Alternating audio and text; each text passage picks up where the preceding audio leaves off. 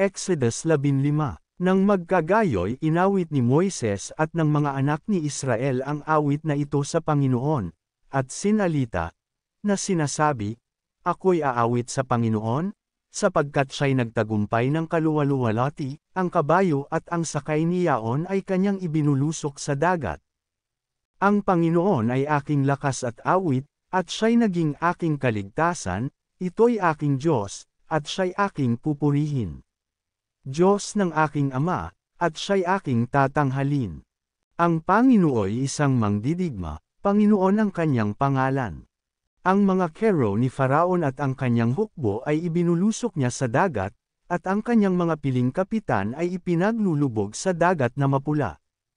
Ang mga kalaliman ang tumatabon sa kanila, sila'y lumubog sa mga kalaliman, na parang isang bato. Ang iyong kanan, o Panginoon, ay maluwalhati sa kapangyarihan.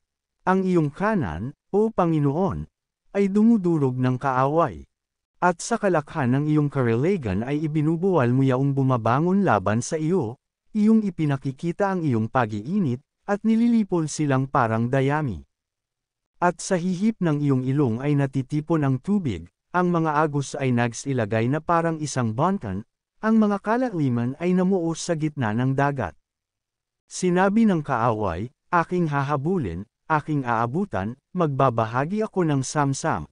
Ang aking nasa ay masisiyahan sa kanila, aking bubunutin ang aking tibak, lilipulin sila ng aking kamay. Ikaw ay nagpahihip ng iyong hangin, at tinabyunan sila ng dagat. Sila'y lumubog na parang tingga sa makapangyarihang tubig. Sinong gaya mo, o Panginoon, sa mga Diyos? Sinong gaya mo, maluwalhati sa kabanalan, nakasisindak sa pagpuri, na gumagawa ng mga kababalaghan? Iyong iniunat ang iyong kanang kamay, nilamon sila ng lupa. Iyong pinapatnubayan sa iyong awa ang bayan na iyong tinubos, sa iyong kalakasan ay iyong inihahatid sila sa banal mong tahanan. Narinig ng mga bayan, at sila'y nang inag, mga sakit ang kumapit sa mga taga-Philistia. Nang magkagayoy natulig ang mga pangulo sa Edom, sa matatapang sa Moab, ay panginginig ang sumasa kanila, lahat ng taga-Canaan ay nauubos. Sindak at gulat ang sumasaka nila, sa kadakilaan ng iyong bisig ay nagiging walang kibus sila na parang bato, hanggang sa ang iyong bayan ay makaraan, o Panginoon, hanggang sa makaraan ang bayang ito na iyong kinamtan.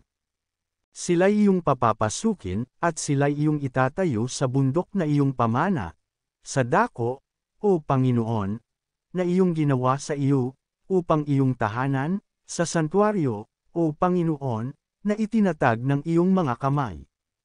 Ang Panginoon ay maghahari magpakailanman, sapagkat ang mga kabayo ni Faraon, ay nagsipasok pati ng kanyang mga kero at pati ng kanyang mga nangangabayo sa dagat, at pinapanumbalik ng Panginoon ang tubig ng dagat sa kanila, datapwat lumakad ang mga anak ni Israel sa tuyong lupa sa gitna ng dagat.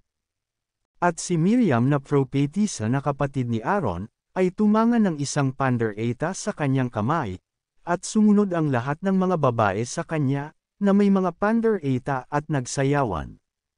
At sila'y sinagot ni Miriam, umawit kayo sa Panginoon, sapagkat siya'y nagtagumpay ng kaluwaluwalhati, ang kabayo at ang sakay niyaon ay ibinulusok niya sa dagat. At pinatnubayan ni Moises ang Israel mula sa dagat na mapula, at sila'y lumabas sa ilang ng Shur, at sila'y lumakad na 3 araw sa ilang, at hindi nakasumpong ng tubig. At nang sila'y dumating sa Mara, ay hindi sila makainom ng tubig sa Mara, sapagkat mapait, kaya't ang pangalang itinawag ay Mara. At inupusala ng bayan si Moises, na sinasabi, anong aming iinuman?